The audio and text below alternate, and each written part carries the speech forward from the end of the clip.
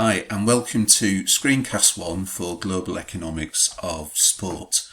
My name's Chris Moriarty. I will introduce myself during the face-to-face sessions this week, but the purpose of this short screencast is to provide a short overview of what the module is about and some of its key features.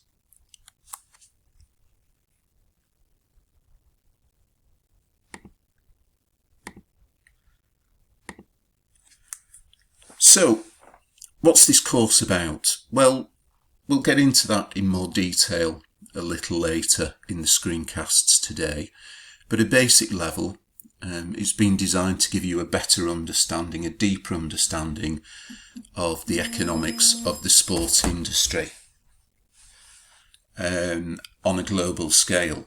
So, every week we will take a different focus, a different topic, and we will look at that in some detail. This week we're going to look at the general makeup of the industry, so the size of the industry, its contribution to the economy, which areas of the sport economy are growing and which areas are shrinking. So this year, is a little different in that you are going to be working with more pre-recorded lectures. So you will see that for my part of the module, certainly the first 6 weeks, I will be producing a weekly workbook, which is going to be a web-hosted page. The page will have information about the lecture, some introduction to the screencasts, some tasks, and some reading. I'll also be embedding within the web page the screencasts which are hosted on YouTube. So on one page you'll be able to access all the information which you require. So in this module, I would say we don't do heavy economics, but there is a degree of assumption that there is a basic understanding of economics. If you don't have that level of understanding, then it may be worth you picking up a general economics textbook. Although we're going to recommend you 2 textbooks as part of this module, and both of them are written in a fairly accessible and easy to understand style. Okay. And one of the things that is important is that the assignment for this module, and in this module we allow you to pick an organisation or an area of the industry which is of interest to you, so that you can personalise some of the topics and some of the issues that we talk to you about. So the 2 key texts for this module. This is a module of 2 halves. I'll talk about this a little bit later on. The first half is taught by myself, and the second half is taught by Daryl Wilson. Now, the 2 key texts have both got Chris Grattan as the lead author on them. For my part of the module, the first 6 weeks, the most useful book is going to be Grattan and Taylor. Grattan and Taylor were both professors of sport economics at Sheffield Hallam University. Both have recently retired, but they very much pioneered and shaped the area in study of sport economics and sport studies and sport degrees, sport business degrees at universities, not just in this country, but internationally as well. So the first book, which is most relevant for my part of the course, is The Economics of Sport and Recreation. It's a fairly accessible book.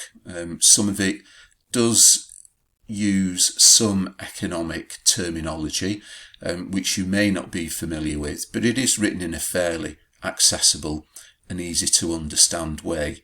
So the lectures that I will give you introduce some of the basic concepts and try to give them some salience, but what I will do is I will recommend week by week chapters of Economics of Sport and Recreation for you to read, for you to further enhance your understanding. Now, the second part of the module is taught by Daryl Wilson, and Daryl is one of the authors of the textbook The Global Economics of Sport, and the content that Darryl will teach you closely mirrors the content of this book.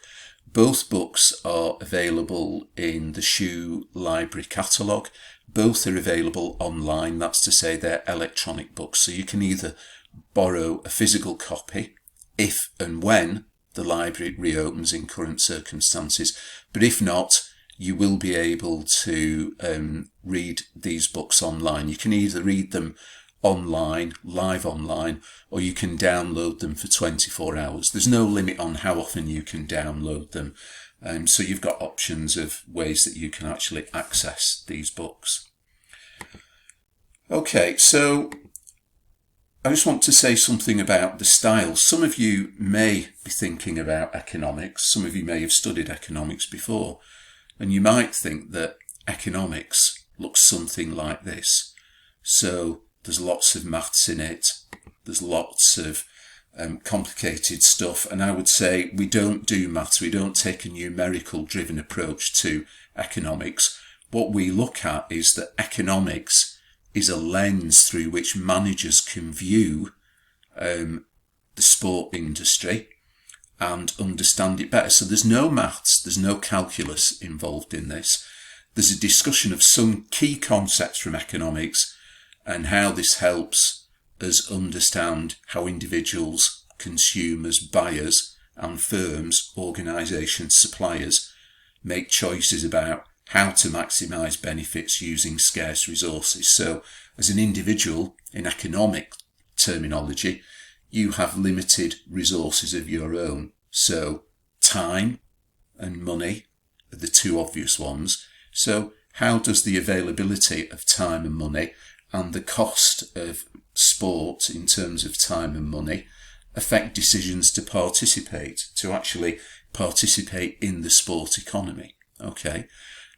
So firms as well have scarce resources. They can't meet all needs. So how do they allocate their resources efficiently to try to produce goods which the market demands? So supply and demand is a key terminology in economics, and we will come back and look at that. So really we approach economics as a lens through which to understand and examine sport. Okay, so what's the nature of sport? What kind of an economic good or service is sport, and how does that help us understand the costs and benefits to individuals and consumers, for example? And so sport is an unusual good in some ways. It's not like a consumer good where you buy it and you consume it like a meal, and the benefit is during the consumption phase, because you might enjoy sport, but it also has longer health and other benefits which kind of last beyond the kind of consumption. And that's why governments are interested in sport. So as part of this module, we'll look at, well, what's the economic rationale for government intervention in sport? When should governments get involved in sport, and when should they not get in sport? So some of this is around sport policy and the nature of sport and the special nature of sport. And the second kind of lens is a business-related lens. So when you start to look at marketing and strategy and finance modules, you'll see that there is a lot of crossover with marketing, strategy and finance and the economics module, which you're going to take. So I teach international sports strategy. And when we come to talk about understanding industry and analysing industry using models like Porter's 5 forces, you'll see that an understanding of economics really enhances your understanding and ability to apply models in other modules like Porter's 5 forces, which looks at threat of new entrants into a market, competition in places, the bargaining power of suppliers, the bargaining power of buyers, the threat of substitutes, and all these terminology. And Porter's 5 forces is a concept which is talked about in strategy, but it is born in economics, and the terminology that it uses is born in economics. So there is a lot of crossover. So this module will enrich and enhance your understanding in other areas of study during this course. So how are we going to deliver? So the first thing to say is that what I'm going to use for my part of the module is a 1 hour pre-recorded asynchronous lecture. Asynchronous means it's not live, it's pre-recorded, it's on demand. You watch it as and when you want. Okay. On your timetables at the minute, you have a 1 hour online lecture from 6 to 7 p.m. on Tuesdays. Please ignore this. We're going to replace this with a pre-recorded lecture. I will make the link available on Blackboard to the pre-recorded lecture, and the links to the pre-recorded lectures will also be in the week by week Adobe Pages website, which I will make available to you as well. Okay. We will supplement this by 1 hour face-to-face small seminars, probably an average of around 10 students per seminar this year, much smaller than average. So that gives us the opportunity to really hopefully have discussions, good discussions, and for you all to contribute and to be able to ask questions to enhance your understanding. Okay. Now, what I would say is please watch these pre-recorded lectures before your seminars. So there will be pre-recorded lectures and suggested workbook activity for you to complete or have a look at before your seminars. Okay, usually these will be available at the end of the week before you have your face-to-face lectures. So on Friday, I will release the workbooks and the asynchronous lecture so that you can watch it over the weekend or on the Monday before you have your face-to-face seminars on the Tuesday. So it's a game of two halves, a module of two halves. I will take you for the first half. And in the first half, we will be defining the sport market, what's it made up of, what are the components of the sports market, and understanding the size and diversity of the sports market. Okay, so what is the organisational landscape, if you like, for the sport industry? And it's bigger and wider than you might think. The second thing that we'll look at, and we'll look at next week, is a model for understanding the sports market. So in the sports market, we have different sectors and different actors in the market. So we have a government or public sector, we have a voluntary or not-for-profit sector, and we have a public or governmental sector.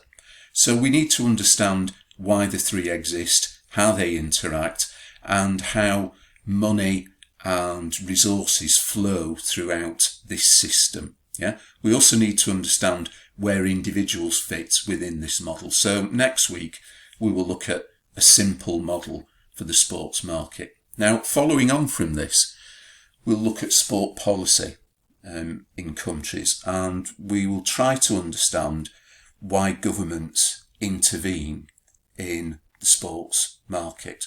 So one of government's functions is to ensure, in economic terms, the effective and fair allocation of resources. Now, if we're saying that sport has benefits for individuals and society, then there is a rationale there for the government to intervene to make sure that everybody has fair access to the benefits of sport. So we'll look at that, and we'll look at something called the market system and market failure and government intervention. So that's very much looking at trying to understand how the sports market exists and the role of government from an economic point of view. And then we'll move on to, in the final couple or few sessions that I will teach you for, we'll look at two elements of demand. Okay, so the first thing we're going to look at is demand for leisure time. Right? So we said that individuals have decisions to make about costs and benefits and how to use their scarce resources. So time and leisure time is a kind of decision which is made, which is a trade-off between Do I work? Do I spend more hours in work?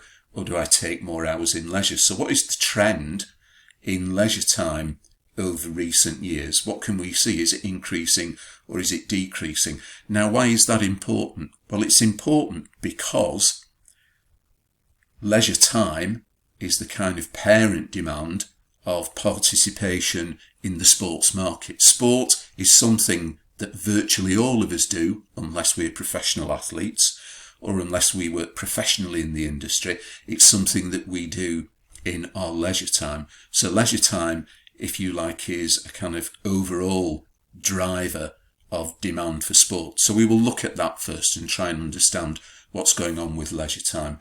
And that can be interesting in the current climate when we're talking about the effect of coronavirus on the economy, and what happens as the furlough schemes end in countries, and employers are expected to contribute more towards their employees' wages.